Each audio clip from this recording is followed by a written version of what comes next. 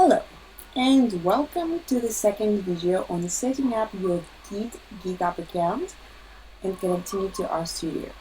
Now in the second video we're going to make our RStudio talk to our Github account. We're going to do a few things. We're going to install Git on our local computer. We're going to create a repository, a test repository on Github.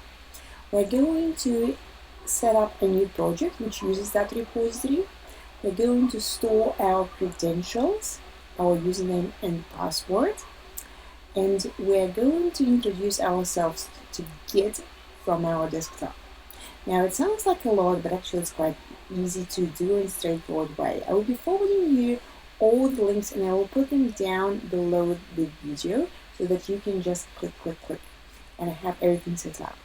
The only difference will be on for Mac users and Windows users. So they will need to include and install different versions of Git related to their computer. So let's have a look.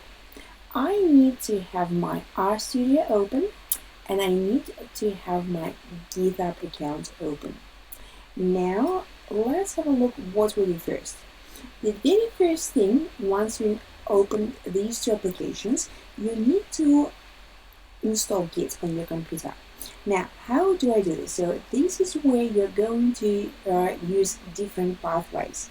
Now, if you are a Windows user, you will need to install Git for Windows. Now, Git for Windows, I'm going to my browser. So this is Git for Windows.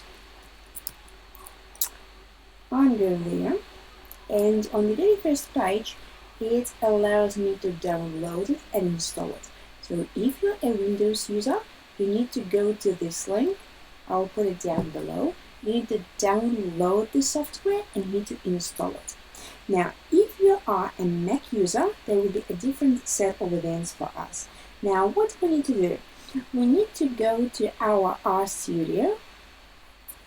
We need to go to the tab which says Terminal. So I'm going to my terminal. Now, under my terminal, I need to type xcode-select. As you see, I'm not doing any blanks. I'm doing the blank now, and I'm putting two hyphens, and I'm putting install. Now let's see what is going to happen. Now, if you have an error, it means it's good, that you have Git already installed and you don't need to do a thing. If you don't see the error, it's just going to proceed with the installation, and you're also quite good. Now, what is the next thing that we need to do? So I assume that our Windows users complete their installation and ready to join us, and our Mac users also ready at this stage, at this point. What do we need to do now? We need to introduce ourselves to Git. Now we need to store our username and we need to store our email. So I am still on the page which says terminal. What I'm going to do now, I'm going to type git config. As you see, I'm doing one blank. I'm going to include all the commands down the link below, but if you follow, it would be good if you just do it now. Now, I'm putting another blank, I'm putting two hyphens, and I'm going to enter global. I'm going to put blank again. Now, user.name blank, and here in apostrophe, I'm going to include my name. Alright, so this is me. Now, have a look. This is the line that you should have in your terminal. I'm pressing enter or return.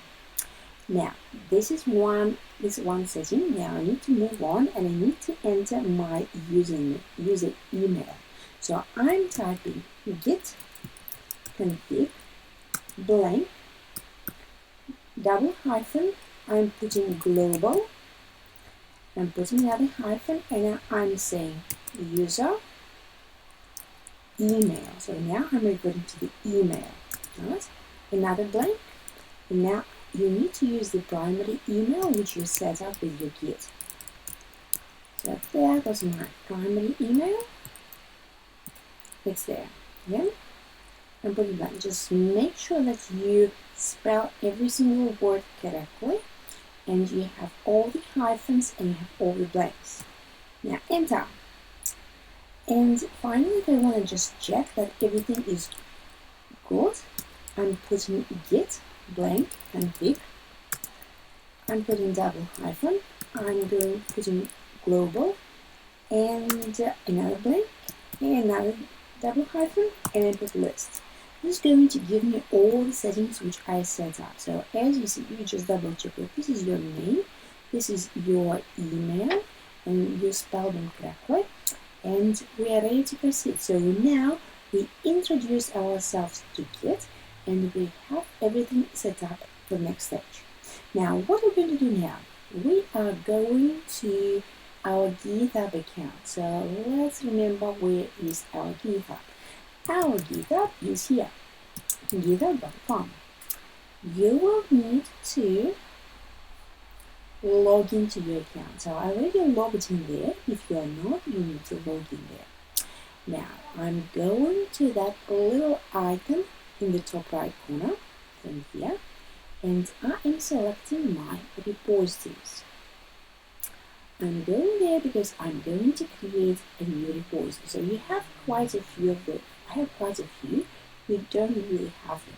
So I am going to create one. So in that field, you click on New. I'm saying that that will be my repository. Right, and I will call it test. So it shows that the repository is available and I can proceed.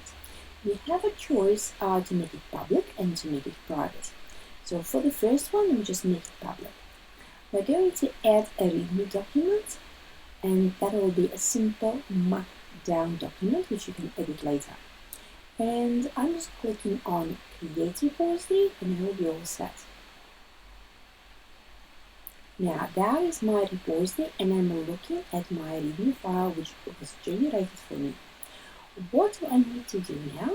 I need to go to this little button here, code, and I need to get that link which shows here. So as you see, I don't really need a struggle to select everything. I just click on the field and go to that little blank thing, which allows me to copy it automatically. Now, so once it is copied, and you can copy it as many times as you want, I go to my RStudio. In my RStudio, I go to create a project which is linked to my repository at Github. Right, so I am going to my file, I'm going to new project,